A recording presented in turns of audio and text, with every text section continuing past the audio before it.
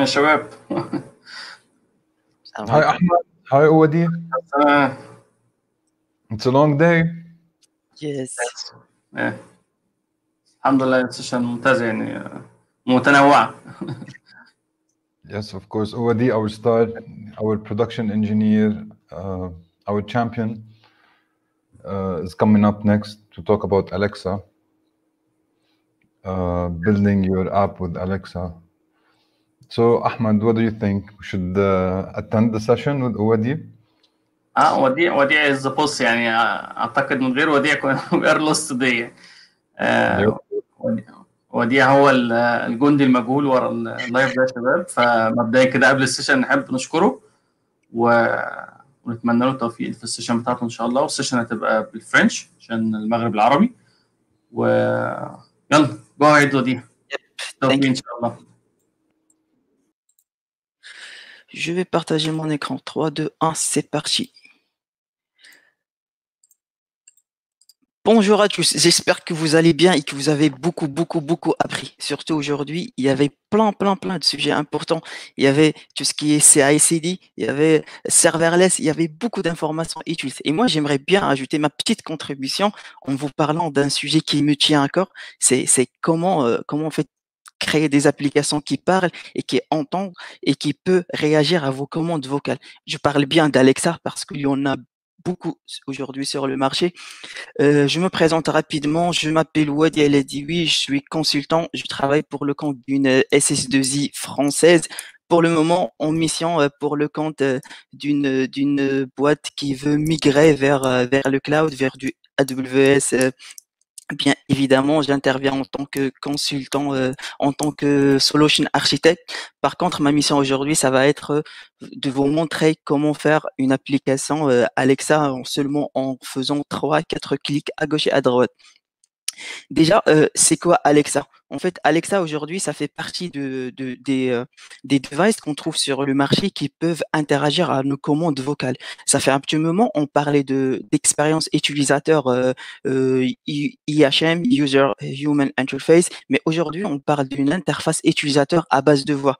C'est-à-dire, aujourd'hui, peut-être demain dans le futur, il n'est plus besoin de sortir votre application mobile pour aller naviguer et chercher votre solde de compte.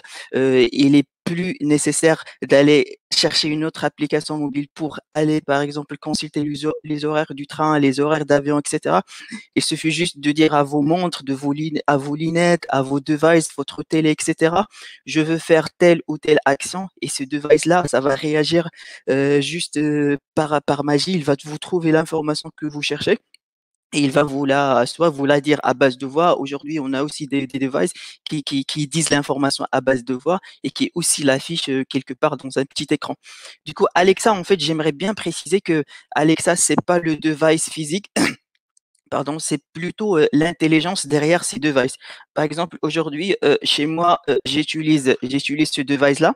Celui-là, il s'appelle pas Alexa. Par habit de langage, on dit Alexa, mais finalement, celui-là, en fait, c'est Echo. Il y en a plusieurs. Il y a récemment des lunettes connectées, il y a Echo, il y a Live, il y a Show, il y a plusieurs devices. Mais l'intelligence derrière, c'est ça qui s'appelle en fait Alexa. Bref, on peut dire que aujourd'hui, on interagit avec des devices connectés qui imbriquent une intelligence qui s'appelle Alexa. Il faut juste exprimer notre demande en utilisant un langage naturel humain, genre c'est quoi les horaires du train, c'est quand mon vol, etc., etc. Ces devices-là, il va récupérer la voix, il va faire ce qu'on appelle le texte, le speech to text pour transformer en fait la voix en texte et puis il va faire de la magie en fait pour le moment appelons ça, il va faire de la magie sur ce texte-là pour extraire les informations. Comme je disais là, on parle avec un device, ça part sur le cloud, ça fait tout ce qui est speech to text, ça analyse le texte, etc. Et puis ça nous retourne l'information. Récemment, Amazon, il commence à supporter beaucoup de langues. Malheureusement, l'arabe, pas pour le moment, mais ça supporte le français, ça supporte l'espagnol, l'italien, l'anglais bien évidemment, etc. J'aimerais bien vous montrer comment configurer en fait l'enceinte. Une fois que vous achetez un enceinte intelligent genre Echo, il faut par exemple accéder à alexaamazon.com. Je repartage mon écran.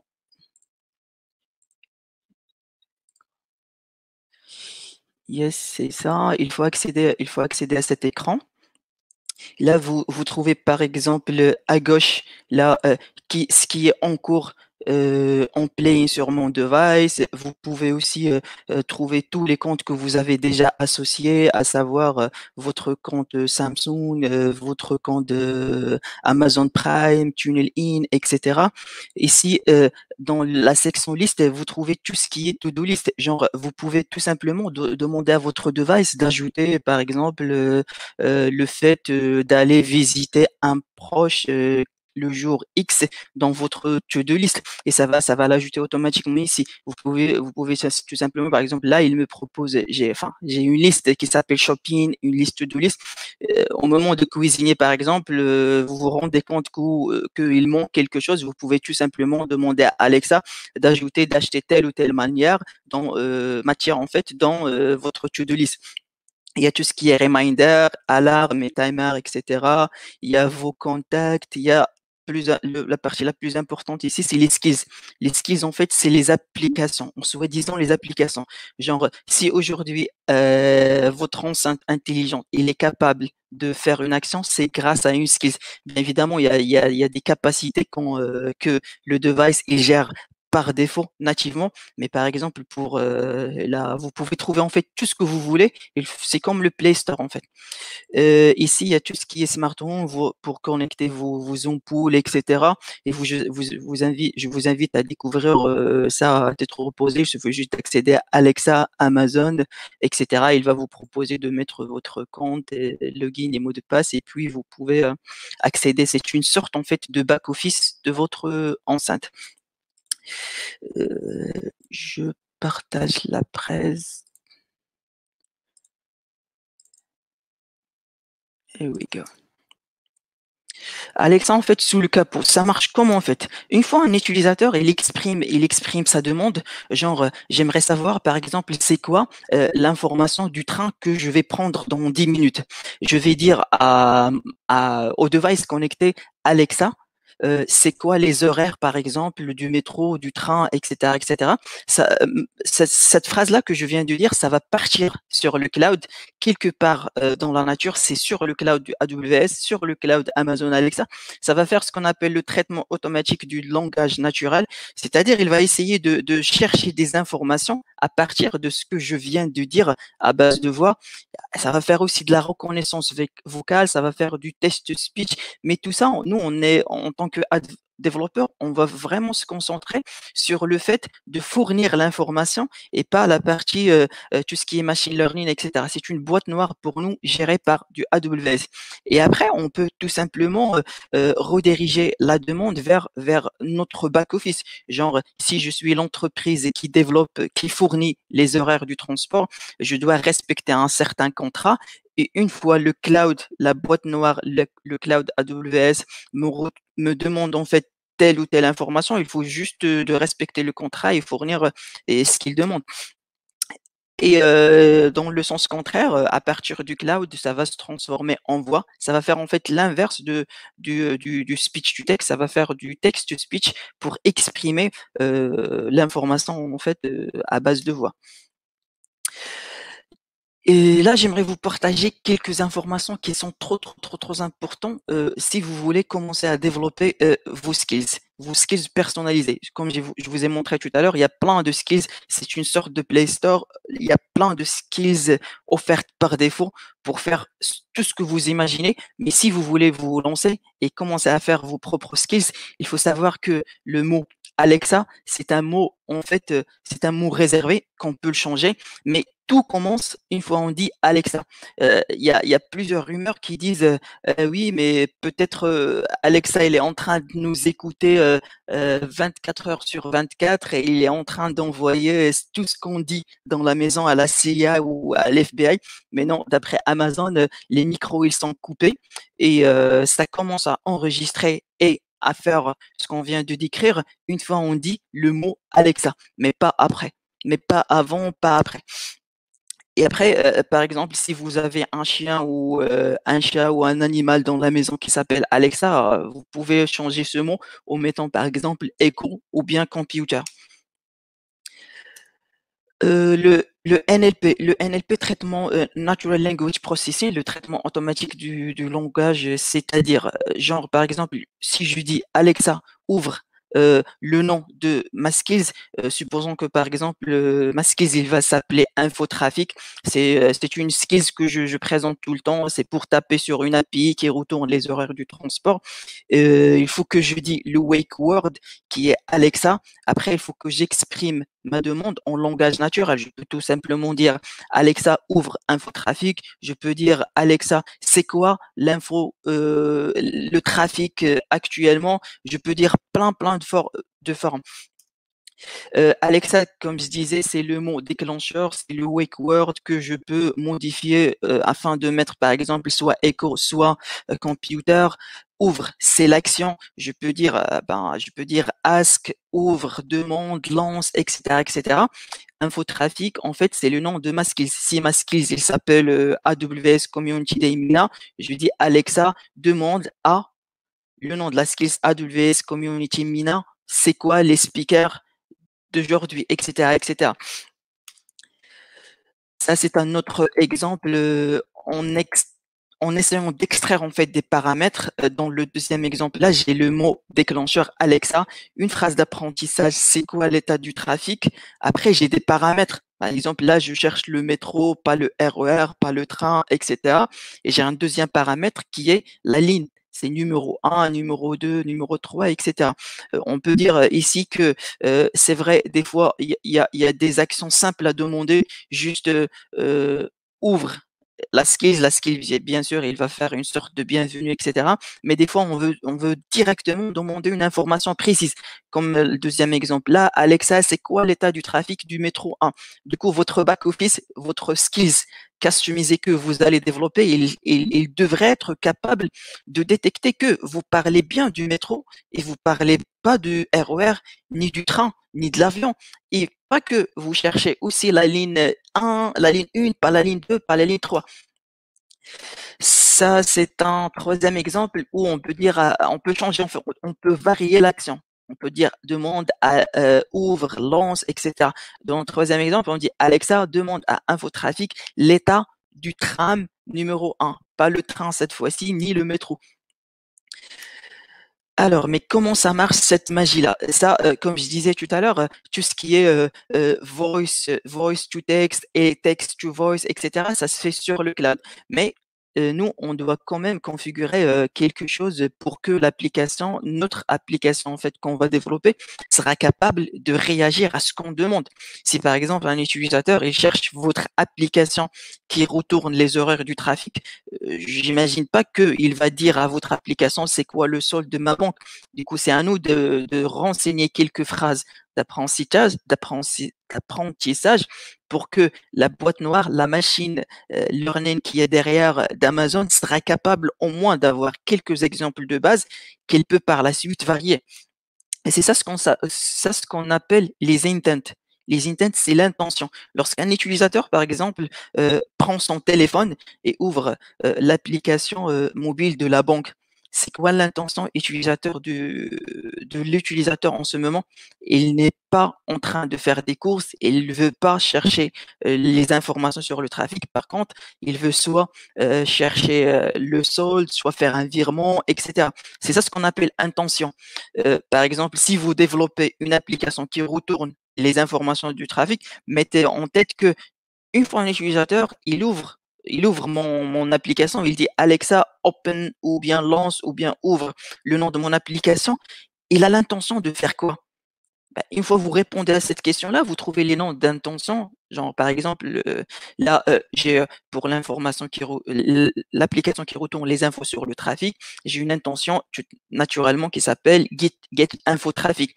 Et là-dedans, je peux mettre quelques phrases d'apprentissage. Pour le moment là, je mets que 3 phrases et juste après, AWS, ils seront capables de varier ces phrases et ajouter encore d'autres phrases qui sont plus ou moins proches à ce que j'ai déjà mis pour faire tout ce qui est apprentissage automatique en fait, etc. Je peux avoir un nombre énorme d'intents, je peux avoir beaucoup de phrases d'apprentissage.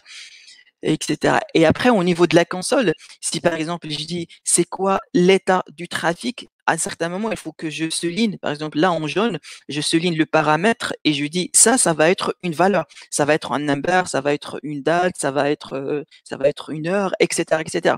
Pour que AWS, lorsqu'il va envoyer à mon skills customisé, voici ce qu'il demande l'utilisateur, il va aussi envoyer, attention, le numéro 1, c'est un paramètre qui s'appelle le tramline, par exemple ici, ou le metro line, ou le ROR line. Je sais que c'est pas facile en fait d'expliquer tout ça en 20 ou 30 minutes. Là, j'aimerais juste vous donner l'envie d'aller chercher, d'aller creuser. Et si vous avez d'autres questions en détail, je suis plus que ouvert à répondre à vos questions sur le chat ou sur les réseaux sociaux. Là, je vais vous montrer en fait comment créer, là il nous reste quelques minutes, je vais vous montrer comment créer une application back-office Alexa. Là, pour faire ça, il faut se connecter à l'espace développeur Alexa Developer Console. Elle est là.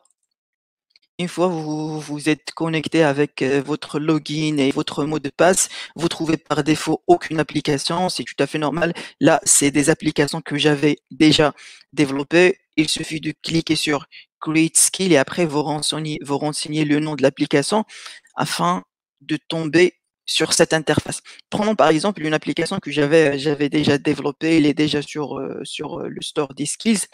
Une partie très importante, c'est que là, il faut renseigner un nom d'invocation. Le nom d'invocation, c'est le nom en fait que vous donnez à votre application.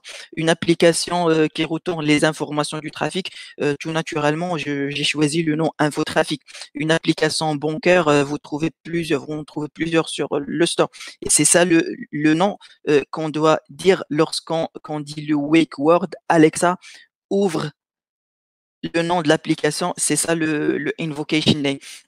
L'interaction model, c'est là où on met pour chaque intention utilisateur, voici plus ou moins quelques phrases d'apprentissage. Genre ici, j'ai déjà créé une intention utilisateur qui s'appelle Get Info Traffic Test. Et là-dedans, je fais quelques phrases d'apprentissage. Je souligne pour dire attention, ça c'est un numéro, et ça va être une date, ça va être une adresse, etc., etc. Qu'est-ce que j'ai encore d'important ici? Ah, une information très importante, c'est que ici, vous mettez le endpoint vers votre back-office, vers le code qui doit en fait récupérer tous ces paramètres-là et qui doit réagir suite à cet appel. Là, vous pouvez partir sur du HTTPS, c'est du serveur à condition qu'il soit accessible via HTTPS. Vous pouvez aussi faire une fonction lambda, il suffit juste de copier l'ARN et de le mettre ici et par magie, AWS, il sera capable d'extraire les informations depuis en fait ce qu'il dit l'utilisateur et l'a envoyé à votre back-office. Là, je passe ces slides et voici à quoi il ressemble le message technique que AWS il envoie si un utilisateur il demande quelque chose à notre application. Par exemple, ici, j'ai mon intent request. Voici le nom de mon intention. Il s'appelle Get Traffic Info. Et là, nous, on doit répondre avec un format bien précis qui ressemble à quelque chose comme ça, en mettant la phrase qu'on veut. Genre, je vous laisse imaginer, nous aussi, l'utilisateur, il demande l'info du trafic du métro 1, par exemple. Nous, on doit récupérer ce paramètre-là, faire un call à une API, à une autre API, et puis dire voici l'état du trafic de la ligne que vous avez cherché, etc., etc. J'espère que vous avez pu piger à tel niveau le fait de développer une application est facile, c'est pas vraiment très compliqué, c'est très fun lorsque vous développez une application qui est capable de parler et de réagir à vos commandes, ça fait vraiment plaisir. J'espère que j'ai pu vous donner envie d'aller creuser, d'aller chercher. J'ai juste un XML à respecter, en fait un contrat à respecter, et puis vous avez une application qui entend, qui parle et qui réagit à vos commandes. Merci beaucoup d'avoir assisté à cette brève présentation. N'hésitez pas d'interagir avec moi sur les réseaux sociaux et j'espère que vous avez appris des choses et vous continuerez à apprendre d'autres choses. On a encore d'autres choses intéressantes. Merci beaucoup. Bye bye.